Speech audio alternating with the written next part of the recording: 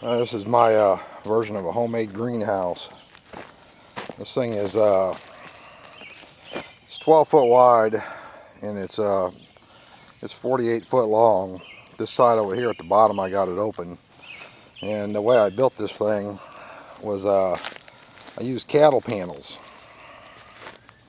And cattle panels are like what you see on this shelf right here, where these plants are, these onions are, is just a wire fence like that the farmers use. There's one down here on the ground too. It's just laying there, 16 feet long, 4 foot wide. And what I did was I come in and I set these poles 12 in rows, 12 foot apart, from the left side to the right side. Then I took and I had some angle irons. Why I used it, but you could use a 2x4 and a 2x6. Put the 2x4 right underneath the 2x6, like right there, and that'd give you the same lip to set the cattle panels on. They're just sitting on that lip right there. And what I did was, where the cattle panels come together, each and every one of them, I tied these things all the way across. I laced them together with rope all the way across the other side, so they're tied together. And you can see that one there's pretty good right there. So all these, there's 12 cattle panels in all. They're $20 a piece. That's $240 for cattle panels. And the poles, I let them stick up extra high. But the reason for that was, when I tied these ropes up here to the top of the pole and went across and back down the other side, did that both ways. You can kind of see the rope over there. There's this rope over here, and it goes across the top, and it goes back down the bottom there, and this one up here goes across the top and back down the bottom over here. Well, before I put them on there though, I took and I put my plastic on here, and I made these little brackets on here, and I tied these about every other square, which is roughly a foot apart, and that's what holds the plastic down, and it keeps it you can see all the different ropes all the way down the whole thing. These are this rope right here is what they use to pull wire through conduit. It's a flat type rope. It's really strong, nylon or something, but it's really strong rope. Most of your phone companies and stuff throw it in a dumpster. The poles all come from work, which is your local co-op. They usually throw the poles away anyway. The old poles they take down that are broken off, and the tops are still good. And I wish I had put them all in tall like this side right here. You can see all those top ropes now. But it's turned out pretty good. It's held up to several winds. Down here in this far end though, I built me a wind wall. Just 4 poles and some 2x4s and some metal on there, just so that stop the wind from blowing through here too hard. And in here I got my tomatoes growing. They're doing pretty good right now. I got this thing all planted pretty late. These tomato plants right here are all looking pretty good. There's some I started out here from seeds, and they're starting to catch up. They're starting to turn pretty green now. But I'll have about 20 tomato plants when I'm done.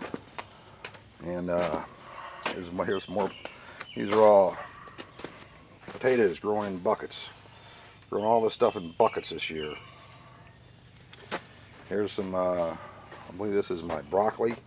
I got started, and I'm going to transplant them into buckets.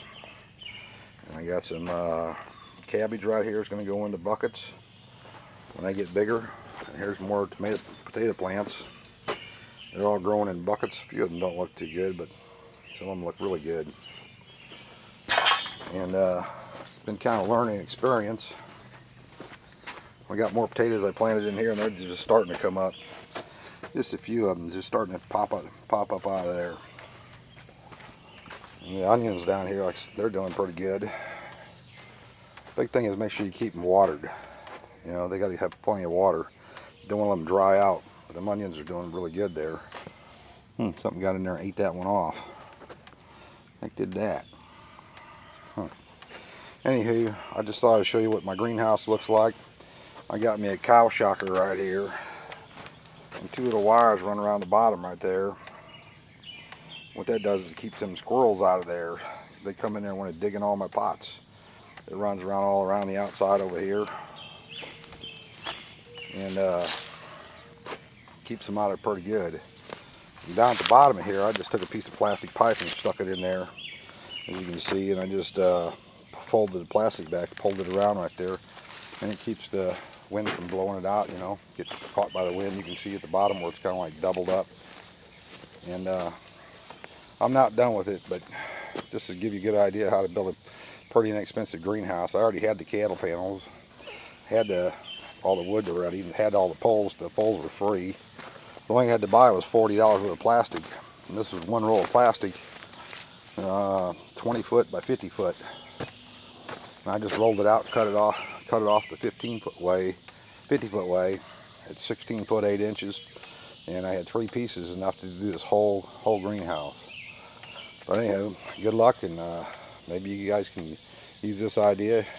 It seems like it's holding up pretty good to the weather and everything, and the wind and everything. Don't seem like it bothers it too much. It's got plenty of support for the plastic. Give her a whirl. Build it any length you want to build it.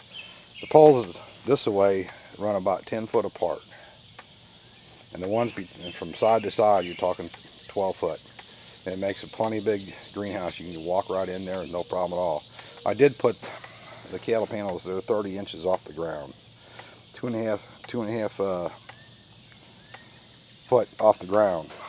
But like I was telling you a while ago, if you I don't see a 2x4 out here.